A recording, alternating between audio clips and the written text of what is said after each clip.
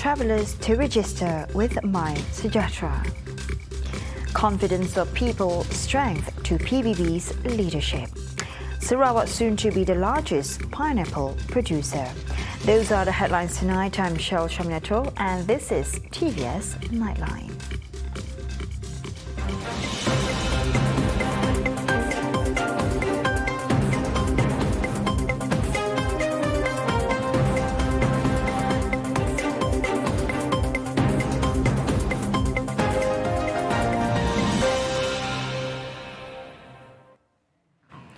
Malaysia hopes that consensus can be reached with Brunei and Indonesia on the standard operating procedures of border crossing into Sarawak via land. Deputy Premier of Sarawak, Dr. Ahmad Douglas Oga Ambas said the measure is important to curb the spread of COVID-19 and at the same time to enable economic activity to resume. We are in the midst of discussion of the agreed SOP for the post 1st April punya policy. So pending that decision, the SOP yang kita guna pakai sekarang diteruskan. Tapi kita berharap bahawa kedua-dua negara itu dapat membuat keputusan cepat. Kerana matlamatnya adalah dengan pembukaan sempadan kita ini, kita berharap bahawa kegiatan-kegiatan ekonomi pun slowly coming back. Uga, who is also the Sarawak Disaster Management Committee Chairman, said additional SOPs for Sarawakian entering the state from Singapore, Kuala Lumpur and other states are not necessary. On the other hand, for international passengers entering Sarawak, apart from registering with MYSEJAHTERA, they are required to do a pre-departure test 2 days before the date of travelling, and upon arrival, they are not required to perform an arrival test. PBB President Dato' Padigi Tan Sri Abang Johari Tunapeng should be allowed to continue to lead the party for many more years to come. This was the main resolution made by Bukit Saban PBB Branch Chairman and Deputy Sarawak Premier Dato' Ahmad Douglas Oga Ambas during its triennial delegates meeting today, as he would continue to stand by Abang Johari's leadership. Uga said he had known and worked closely with Abang Johari since 1978 and has proven himself to be a most capable, smart and visionary leader. Uga also added that amidst the COVID-19 pandemic, Abang Johari had also raised to the occasion where he had announced numerous aid packages to help the people tied through the difficult time. Meanwhile, he also urged members from 17 sub-branches under it to avoid issues which could conflict and dissensions among them. Uga also advised party members to reach out for the new first-time youth voters with a view to recruit them to rejoin it. On another issue, he assured the people that he, together with Patong Member of Parliament Dato' Robert Lawson Chuat and Laya and Saribas State Assemblyman Dato' Gerald Rentap Jabu and Muhammad Raziz Sitam, respectively, would continue to work hard to bring more developments and progress in the division. These included better communications or internet connectivity and more stable treated water supply. The confidence of the people towards the leadership of Sarawak has contributed the landslide victory to Gabungan Party Sarawak or GPS in the last state election. Deputy Premier of Sarawak, Dato' Awang Tengah Ali Hassan said the win was also proof that Sarawak needs to be under a stable administration. Parti kita PBB yang menjadi tulang belakang kepada kerajaan GPS yang merupakan manifestasi terhadap keyakinan rakyat terhadap yang amat berhormat Datuk Petinggi Tan Sri Abang Jo kita yang Ketua Parti kita untuk memastikan bahawa negeri ini akan terus stabil rakyat bersatu padu, dan kita akan dapat terus mempertingkatkan lagi proses pembangunan negeri, meningkatkan kesejahteraan hidup rakyat kita. In another development, digital economy approach and modern technology needs to be further enhanced in line with the needs of these advancements in this era, as it will be a basis for Sarawak as a destination for foreign investments. As such, Awang Tengah also commented that Parti Pusaka Bumiputera Bersatu (PBB) needs to maintain its stability and strength to ensure Sarawak is on the right track. Dan kita mempunyai azam untuk menjadikan negeri ini sebagai negeri yang maju menjelang tahun 2030. Dari itu penting bagi kita untuk mengekalkan kestabilan politik. Dan dengan kestabilan politik, kerajaan yang kuat yang mempunyai dasar halat tuju yang jelas, insya-Allah dengan terlaksananya semua kemudahan-kemudahan asas, maka ianya akan dapat menarik pihak swasta, para pelabur, sama ada daripada dalam maupun daripada luar, untuk menggerakkan lagi proses pembangunan kita, untuk meningkatkan lagi kegiatan ekonomi. Awang Tengah remains as the chairman of PBB Bukit Sari, while his deputy chairman Awangku Jinal Abidin Dato Pengiran Haji Jawa. Commuters in Miri can finally bid farewell to traffic congestions by the end of this month, as Transport Minister Dr. Sri Lee Kim Shin yesterday announced that the MYSEJAHTERA flyover and the dual carriageway will be open to the public by March 31. After conducting a visit to the project site, Lee assured that with the opening of the 4-lane flyover, traffic flow for the affected areas, especially during peak hours, will be eased. However, it is noted that all temporary access to Vista Perdana will be closed. Lee disclosed that the installation of traffic lights for vehicles going into the residential area has been approved, and construction work may take 2 months to complete, with the construction scheduled to start sometime in April. Thus, residents residing in the area are required to make a U-turn at the present traffic lights to enter the housing area.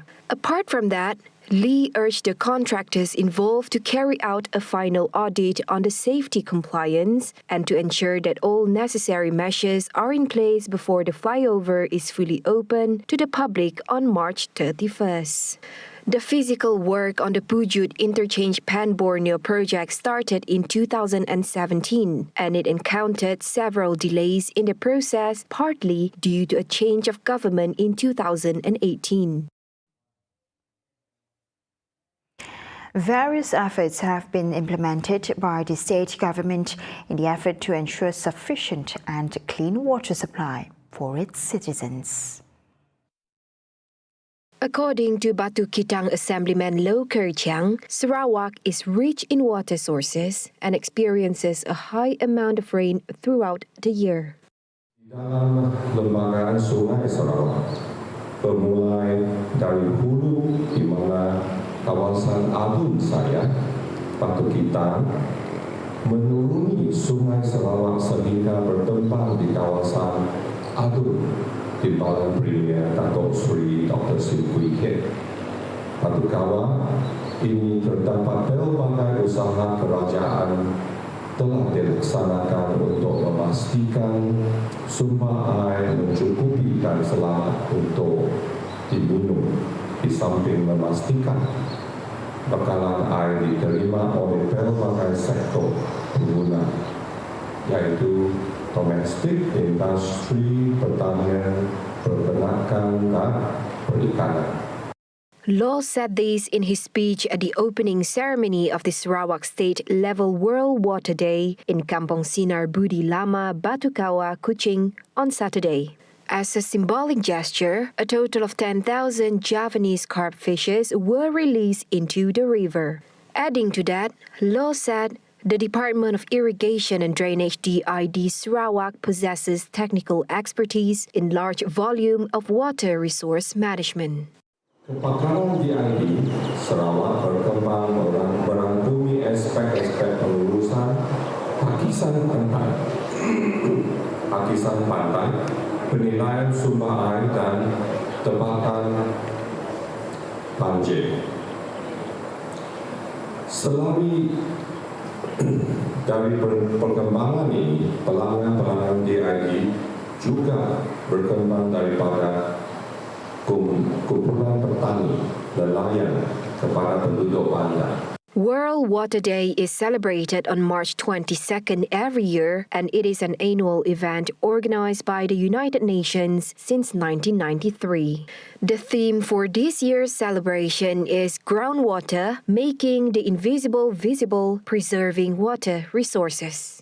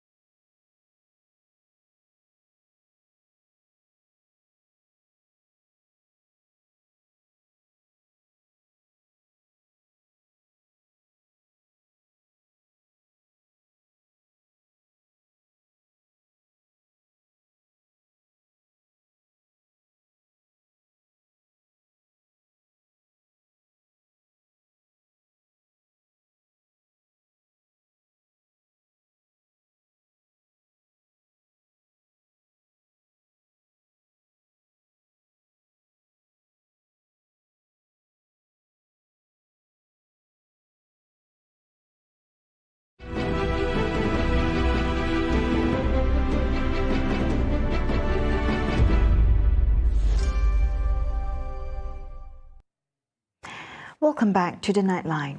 And now on to the next update.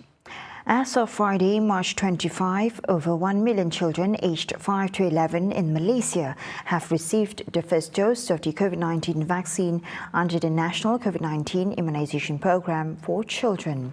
Based on the COVID Now's website, the data covers 36.4% of the child population in Malaysia.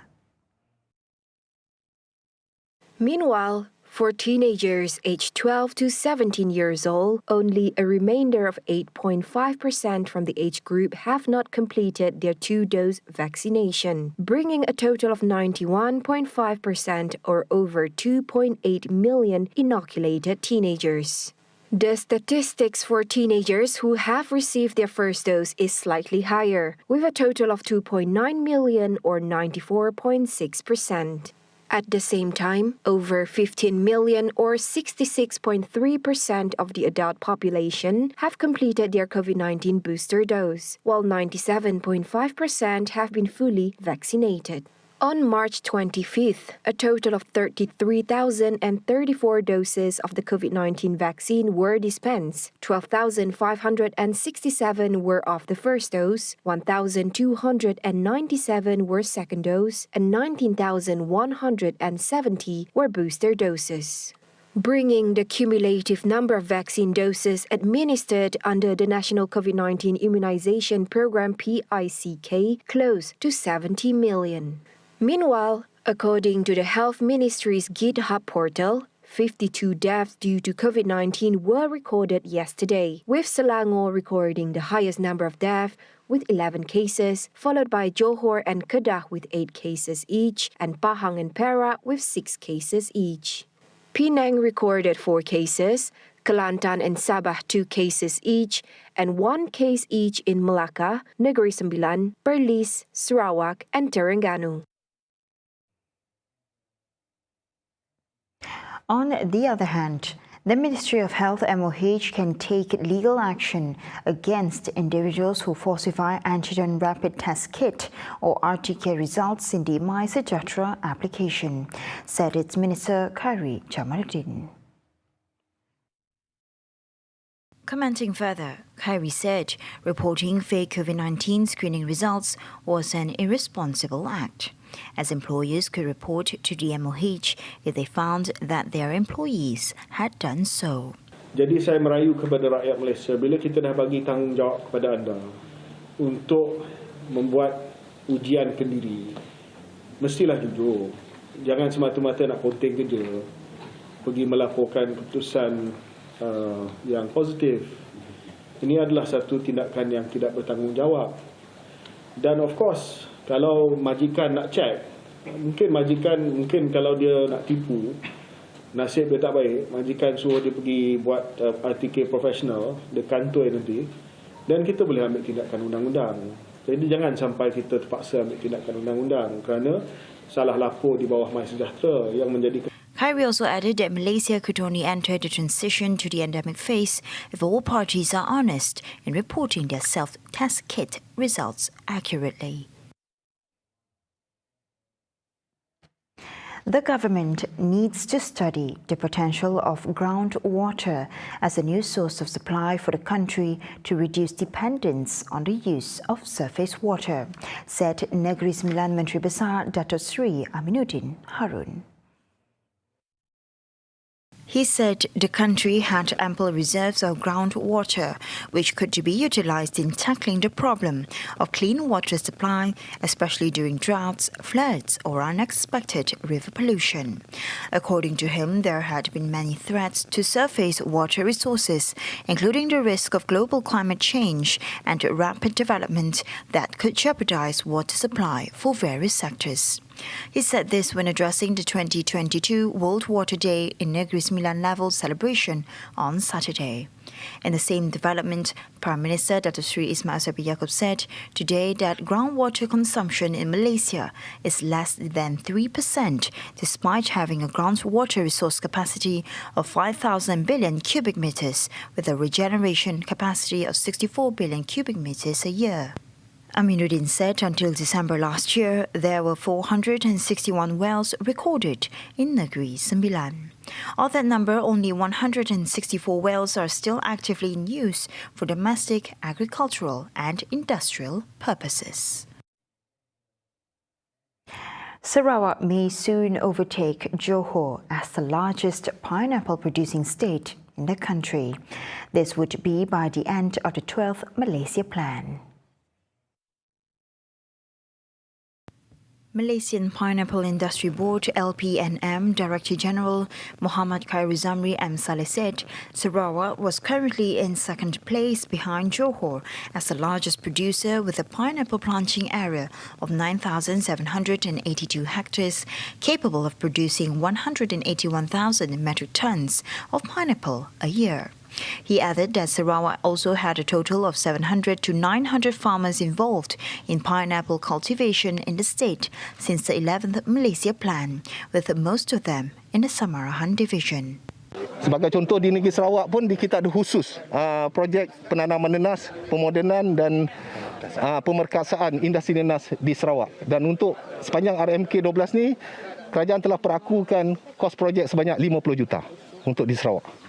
Ya, ini adalah peningkatan sekali ganda daripada RMK 11 yang lepas. Yang lepas kita dapat 25 juta, tapi RMK 12 kita dapat 50 juta. Ini menunjukkan keyakinan bahawa potensi nenas di negeri Sarawak sangat besar.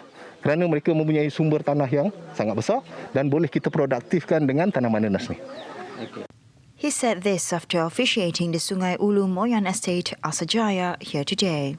Khairu Zamri said Sarawak had huge resources to further increase pineapple cultivation, including in clusters such as the Sungai Ulu Moyan Estate in MYSEJAHTERA, as about 60 hectares of the plantation had been developed with pineapple and there were more than 300 hectares of the plantation that could be developed with the crop.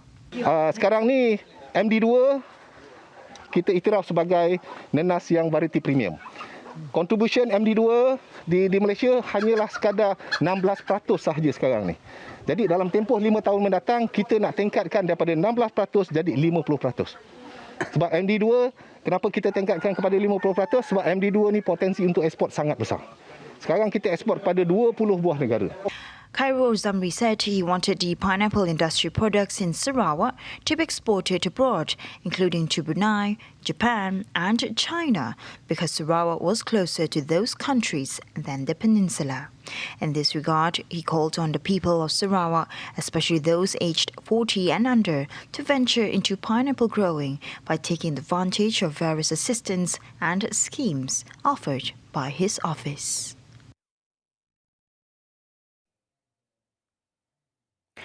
Following the agreement with Pay and Go Sdn Bhd to install the contactless smart car park system, a parking ticket in Viva City Mega Mall will be a thing of the past starting May 1. To provide seamless entry and exit from the mall, a sensor camera will be installed to read visitors' car plate numbers. In addition, payment of the parking fees can be easily done through the Pay and Go app, which can be downloaded through Apple App Store or Android Play Store.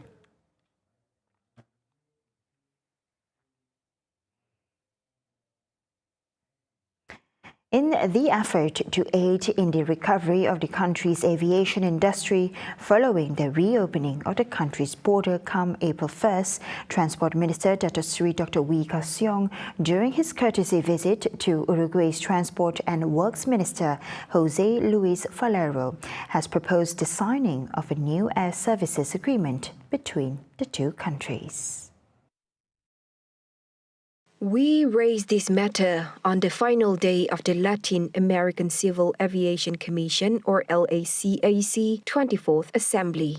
As such, Falero, in a post on his Facebook page, has agreed that the Civil Aviation Authority of Malaysia, CAAM, to immediately hold talks with his counterpart in Uruguay. Furthermore, he added that Uruguay has also agreed to hold further discussions with Malaysia on cooperation in the use of palm oil as a sustainable aviation fuel, SAF, under the Carbon Offsetting and Reduction Scheme for International Aviation. This matter is set to benefit all parties in the effort to create a green and sustainable aviation industry. Meanwhile, following the success of Port Klang and Port of Tanjung Pelepas in emerging as the 12th and 15th busiest container ports in the world, Uruguay has also expressed its desire to learn more about Malaysia's efficient and effective development and management of ports. We said that Malaysia and Uruguay have plenty of potential for cooperation under capable leaderships. In a bid to help Malaysia lead in the area of digital economy, the Ministry of Finance's Esports Carnival 2022 will be the first esports competition in the country to use 5G technology. The carnival will serve as one of the ways for the MOF to support the use of 5G and is expected to attract close to 300 contestants. Finance Minister Tengku Dato Sri Zafrul Abdul Aziz in a statement said, at present, the 5G network is available in a few areas in Putrajaya, Cyberjaya and Kuala Lumpur, with the penetration rate of 5G in the country expected to breach 80% of the populated areas by 2024. Adding further, he said the competition aimed to identify esports talent from the Finance Ministry and expose them to a higher level of competition. Meanwhile, the games being contested are PlayerUnknown Battleground Mobile or PUBG-M, Mobile Legend or ML, and FIFA 22. The carnival is part of a strategic collaboration between MOF and a few agencies of government-linked companies, as well as from the private sector, and will run for 2 days, today and tomorrow.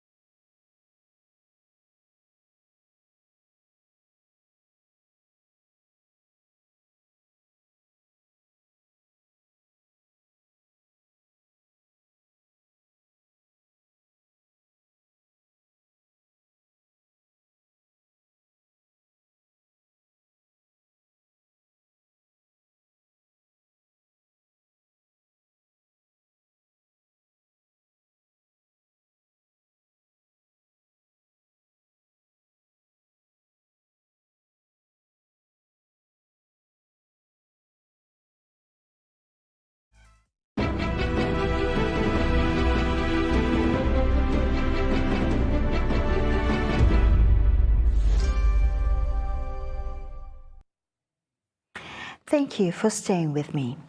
Now, Taylor Hawkins, the drummer of the American band Foo Fighters, was found dead in a Bogota hotel late on Friday, March 25. The rock band reported the loss of the 50-year-old drummer in a tweet saying his musical spirit and infectious laughter will live on with all of us forever. A dozen band fans crowded outside the hotel where Hawkins' body was found to pay tribute to the drummer. The band did not provide details on the cause of death. Foo Fighters was scheduled to perform in Colombia for the first time in 3 years at the Estéreo Picnic Festival following their Latin American tour. Swarms of crabs emerged near the Cuban city of Matanzas after its numbers dramatically increased during the 2 years of reduced traffic during the pandemic.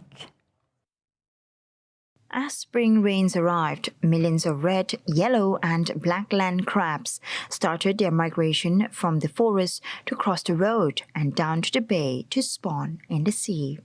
Most years, thousands fall victim to the tires of passing motorists, but for the past 2 years, the crabs have had the place to themselves, residents say, boosting in size and numbers.